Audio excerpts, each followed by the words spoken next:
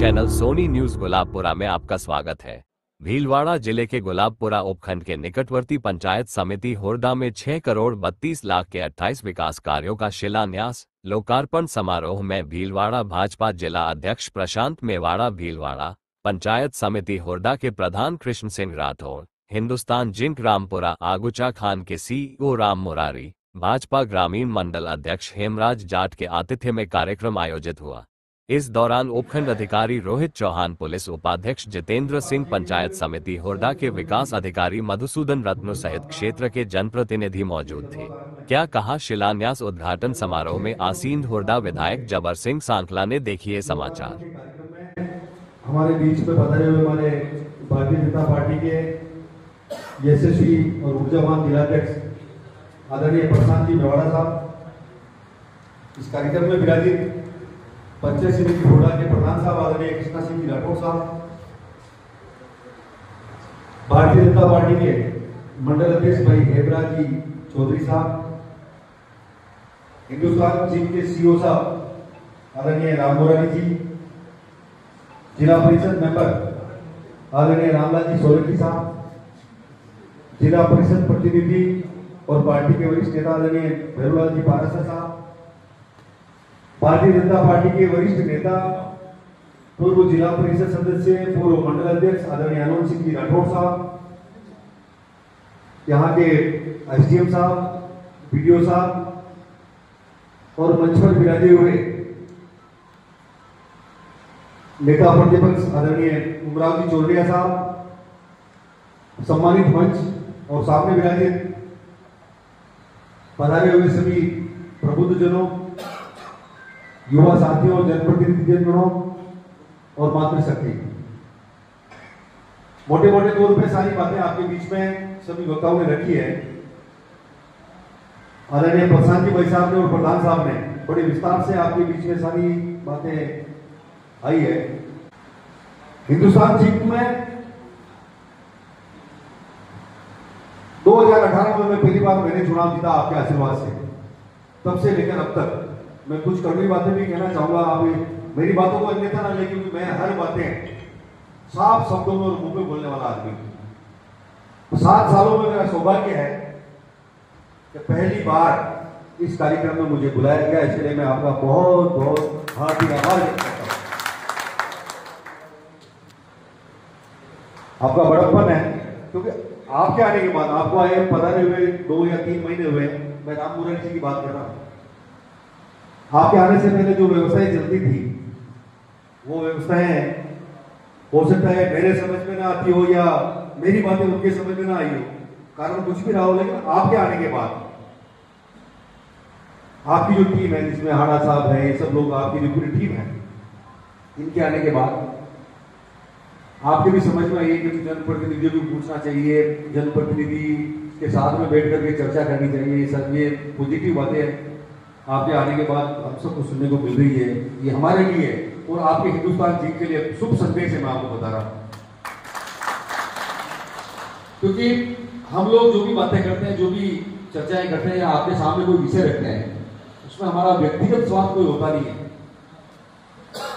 जनता के चुने हुए प्रतिनिधि हैं, प्रधान साहब यहां विरासते हैं पंचायत समिति में, चेंबर में विरासते हैं, तो इनको पता है, इनकी आत्मा जानती कि वो सुबह से लेकर के शाम तक यहाँ बैठना और लोगों को जवाब देना बहुत मुश्किल होता है। हम लोग एरिया में घूमते हैं, हर जगह, हर गांव में एक ही आवाज आती है, साहब हमको नौकरी लगो, जिनको बोले हमको नौकरी दे रहे हैं, और एक कैसी फिक्स लगी हुई है लोग भी गलत है, मैं आपको बता रहा हूं। मैं उनकी भी पैरवी नहीं कर रहा हूं, वो भी कहते हैं साहब लग रहे हैं, और साहब 50 में तो ताले लगाया, आप लोगों को पूछ ही नहीं जाएगा, आप कितने चाल रही है। तो उस समय हमको भी थोड़ी अजीब सी बातें लगती है, लेकिन 7 साल में जितना मैंने जो अनुभव लिया है घूम घूम करके, दरअसल मैं कार्यकर्ता हूँ, हर गांव, हर प्राणी, हर मजरे से जुड़ा हुआ आदमी हूँ, हर व्यक्ति से जुड़ा हुआ आदमी हूँ। और 7 साल में होरडा क्षेत्र में लगभग, चाहे कांग्रेस पार्टी के नेता कार्यकर्ता हो, चाहे भारतीय जनता पार्टी के नेता कार्यकर्ता हो, हर कार्यकर्ता का नाम अब मुझे याद होने लगे, मैं नाम से पुकारता हूँ हर कार्यकर्ता को। 7 साल में घूमते हुए ये एहसास भी किया है कि बहुत सारी जगह लोग भी गलत होते हैं। लोग, आपकी मजबूरी ये होती है कि हम यहाँ के लोकल लोगों को काम देंगे, वो अंदर जाकर के नेतागिरी करेंगे, गुंडागिरी करेंगे, दादागिरी करेंगे। ये भी चीजें आई है कुछ हद तक, वो उसमें भी सच्चाई है। लेकिन सर, हम लोगों ने बहुत सी बार आपसे निवेदन किया कि हमारे पास जो लोग रोजगार के लिए आते हैं, उन लोगों की जो डिमांड होती है, हम उनसे खुली चर्चा करते हैं, खुली बात करते हैं। कभी तेरे लिए बात करें, तेरे को अंदर काम भी दिलावे, तो अंदर जाकर के नेतागिरी करने लग जाएगा या दादागिरी गुंडागिरी करेगा, तो हमारा भी नाम खराब होगा। और आने वाले समय में केवल एक बार काम करने से काम नहीं चलेगा, काम तो फिर होता है, तो क्योंकि मजदूर तो हर आदमी को चाहिए। इस तरह के सेलेक्टेड लोगों के नाम, सेलेक्टेड, जो जिनको वास्तव में जरूरत है, जो जरूरतमंद है, उन लोगों को अगर आप काम नहीं देंगे। आपने भी अपने उद्बोधन में कहा है 10वीं पास लोग आते हैं, 8वीं पास आते हैं, तो आप क्या करें? हजारों लाखों करोड़ रुपए का सामान, हजारों लाखों करोड़ रुपए का माल आप यहां से निकाल कर ले जा रहे हो इस एरिया से। हिंदुस्तान जिंक का नाम पूरी दुनिया में है, और मेरी नजर में सबसे बड़ा प्लांट हिंदुस्तान में, अगर आपके वेदांता ग्रुप का सबसे बड़ा प्लांट अगर नहीं है तो अबूजा में, मेरी नजर में। और भी नहीं होंगे तो, क्योंकि मैं थोड़ा ज्ञानी कम हूं, तो मुझे हो सकता है मुझे ध्यान ना हो, लेकिन मेरी नजर में सबसे बड़ा प्लांट आपका यहाँ। विडंबना यह है, हिंदुस्तान जिंक का नाम, वेदांता ग्रुप का नाम अबूजा से चलता है। हम लोग राजस्थान के किसी भी कोने में जाते हैं, विधायकों की कोई बैठक होती है या पार्टी की बैठक होती है, हम लोग बैठते हैं, चर्चा करते हैं, तो वो लोग, उनकी मानसिकता अलग अलग टाइप की होती है। अरे यार, आपने क्या करनी है, आपको हिंदुस्तान जिंक का प्लांट है, वहां कोई समस्या नहीं हो सकती। इतना बड़ा प्लांट यहाँ हो, और यहाँ के वास्तव में बेरोजगार बहुत सारे लोग, मैं उनकी पैरवी, मैंने पहले ही कहा, मैं उनकी पैरवी नहीं कर रहा हूं, गलत लोगों की पैरवी मैंने कभी नहीं करी आज तक। लेकिन जो वास्तव में जिसको जरूरत है, कोई भूखा आदमी है, उसको रोटी की जरूरत है, उसको रोटी ना मिले, फिर आपका यहाँ रहना और हम लोगों का भी इस पद पे रहना शायद मेरे हिसाब से उचित नहीं है। वास्तव में जो जरूरतमंद लोग हैं उनका आप चयन करें, आप हमसे राय लें। एक एमएलए का आपको नाम दे रहा है, तो जरूरी नहीं कि आप उन सबको लगाएं। 10 जनप्रतिनिधि और भी हैं, पार्टियां 2 है राजस्थान में, भारतीय जनता पार्टी और कांग्रेस।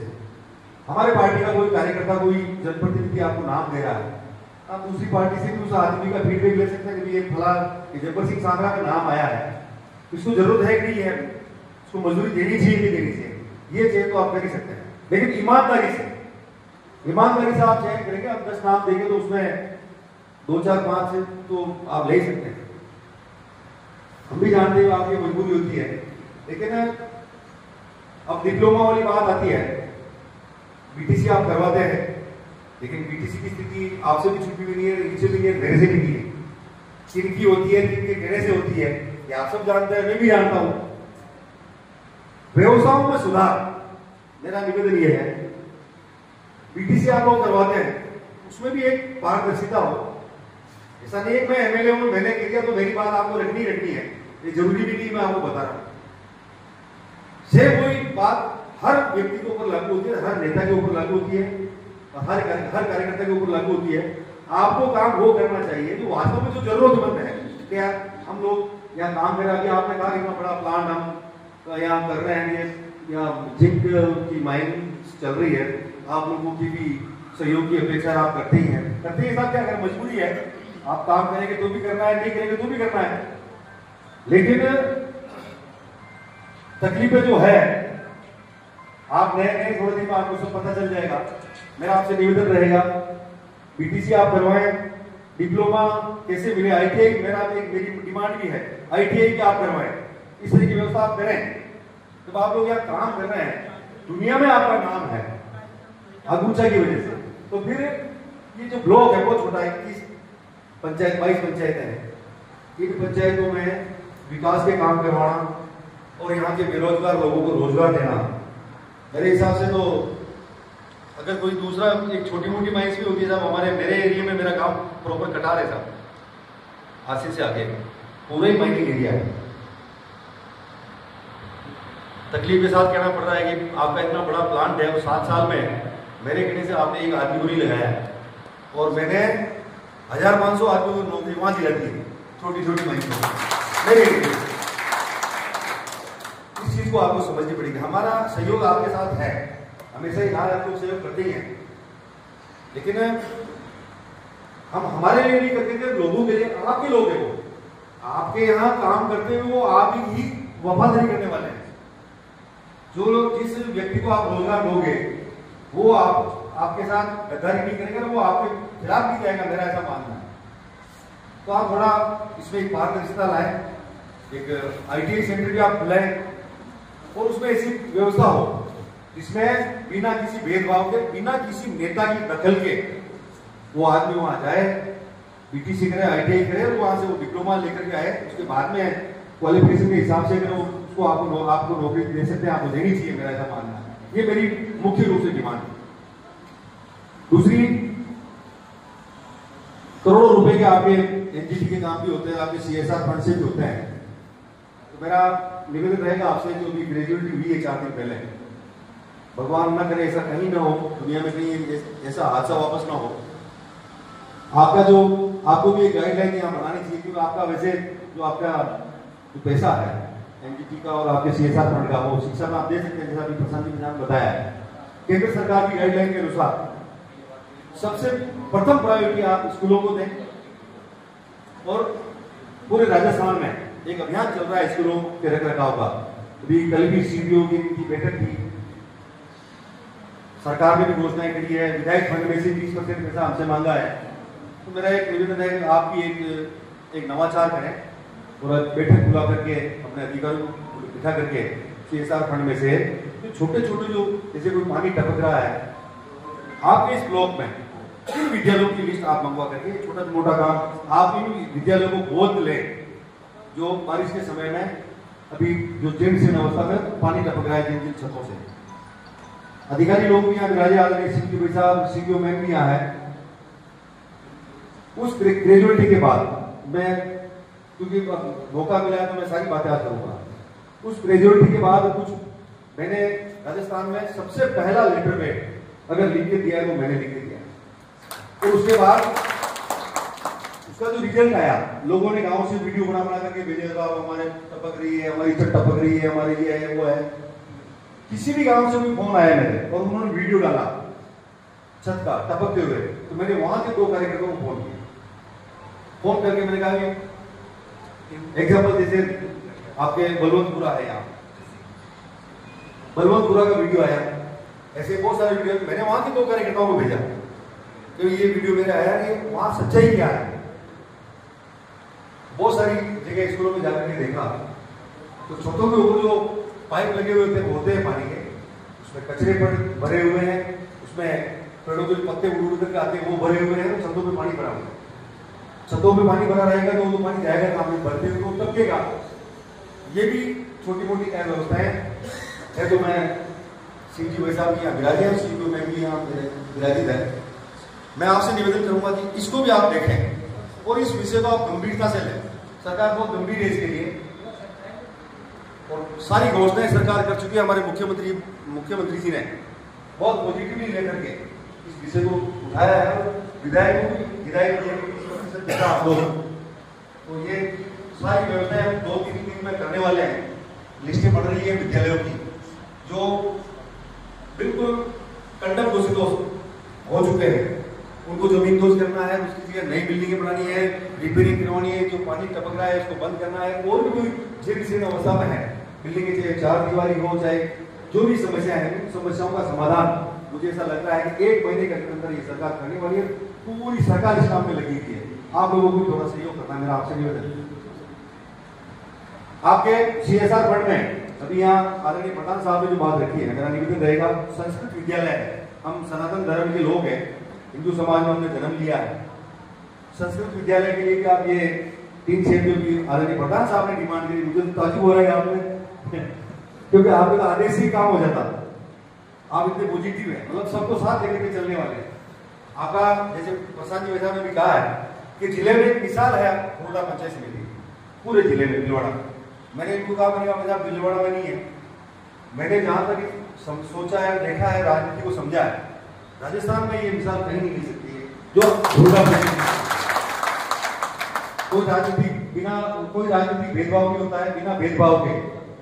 और प्रधान साहब का नेचर, एक बार कांग्रेस पार्टी के कार्यकर्ताओं को ये समझा देंगे, लेकिन बीजेपी का कोई भी व्यक्ति, कोई भी कार्यकर्ता, कोई भी जनप्रतिनिधि आता है तो उसको जरूर ये काम देकर के भेजते सकते हैं। ये क्वालिटी है, आपकी क्वालिटी है काम करने की, इच्छा शक्ति है आपकी इच्छा शक्ति के हम कायल रहते हैं। हम जहां भी बैठते हैं, बहुत सारी चर्चाएं हम लोग जहां बैठते हैं करते भी हैं, तो बाहर तो दो ही है ना दुकान। तो मेरा ये निवेदन रहेगा विशेष तौर से आदरणीय रामपुरा जी भाई साहब का मैं आभार व्यक्त करना चाहूंगा हृदय की गहराइयों से कि आपने मेरे निवेदन पे 2-3 शेड आपने गौशाला में दिए हैं। माधव गो उपचार केंद्र गुलाबपुरा,